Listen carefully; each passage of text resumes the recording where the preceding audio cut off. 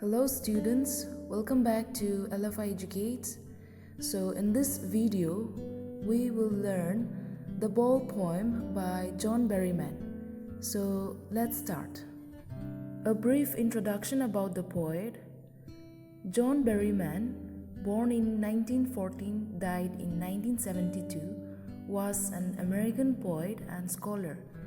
He was a major figure in American poetry in the second half of the 20th century, and he is considered as the key figure in the confessional school of poetry. His best known work is The Dream Songs, which brought him the Pulitzer Prize and National Book Award. So the poem describes the grief of a young boy over the loss of his ball. With that loss, he senses his first responsibility in a materialistic world, where those whom you love and your things, your worldly possessions, will not be with you forever. The poem shows how through your life you will be forced to do things that you don't want to do, and you will lose or have to give up the things. But despite all these, you have to learn to stand up, to be strong, and get on with life, no matter how much it hurts inside, no matter how tough it is.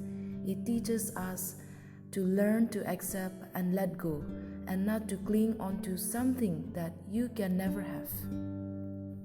Let's look at the first stanza. What is the boy now who has lost his ball? What is he to do? I saw it go, merrily bouncing down the street and then merrily over. There it is in the water. No use to say, oh, there are other balls. So the poem is about a little boy.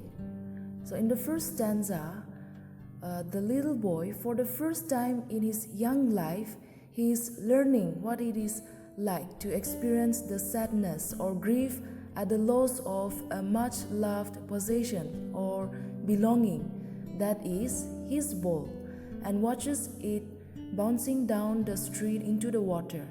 So for adults, to us, the loss of a ball is a minor consequence. It is not a big issue, but to this little boy, it was a valued possession. It was a valued belonging. The poet here stops himself from saying that there are other balls because the little boy, he wants the same ball. The ball had been with him for a long time, and it was linked to the memories of the days when he played with it. So the boy's ball here personifies his young and happy innocent days. An ultimate shaking grief fixes the boy as he stands rigid, trembling, staring down all his young days into the harbor where his ball went. I would not intrude him. A dime, another ball is worthless. When the young boy loses his ball, it bounces away and lands in a harbor. So harbor is a place where ships load and unload goods. Now the boy is very much troubled at the loss of his ball and sinks into grief. He stands stiff and trembling while staring at his ball. He is upset, and as he looks into the gloomy water because he cannot find his ball. He was deeply affected by the loss of his ball because it had been with him for a very long time. He was very happy playing with that ball, and he had so many memories with that ball. When the ball bounces into the water, all his childhood memories flashes in front of him. This leads to a realization that those moments would not come back, just like the ball. Further, the poet doesn't offer him money because that would be worthless. Now, he senses first responsibility in a world of possessions. People will talk balls. Balls will be lost always, little boy. And no one buys a ball back. Money is external. The boy is upset when he looks into the gloomy water because he cannot find the ball. This is when he gets his first sense of responsibility.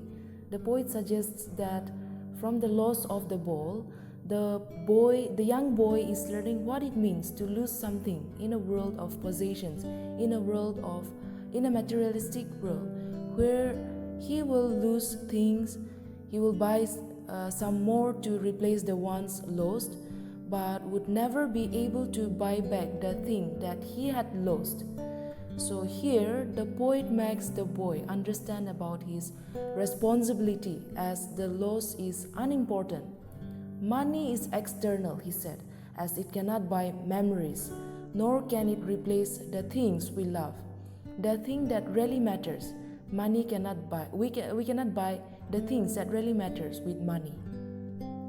He is learning, well behind his desperate eyes, the epistemology of loss, how to stand up, knowing what every man must one day know, and most know many days, how to stand up.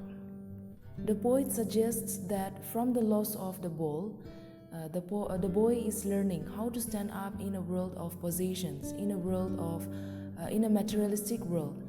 The boy here is learning what it means to lose something. The poet says that knowing that every man has to stand up after such losses, the boy too will learn how to stand up and leave the losses behind, as he would have understood the true meaning and nature of loss. Let's look at the poetic devices now. The first one is symbolism. So symbolism is a figure of speech where an object, person, or situation has another meaning other than the literal meaning. So the symbolism here in this poem is the bowl. So the bowl here symbolizes the boy's young and innocent days. The next one is alliteration. Alliteration is the repetition of initial consonant sound in the same line. So the examples are given here. What. The next one, bowls, and then the last one, buys a bowl back. So we can see the repetition of the consonant sound. So those are alliteration. Alright, with that we have come to the end of this poem. I hope you have learned something. So I'll see you in the next video. Till then, take care and stay safe.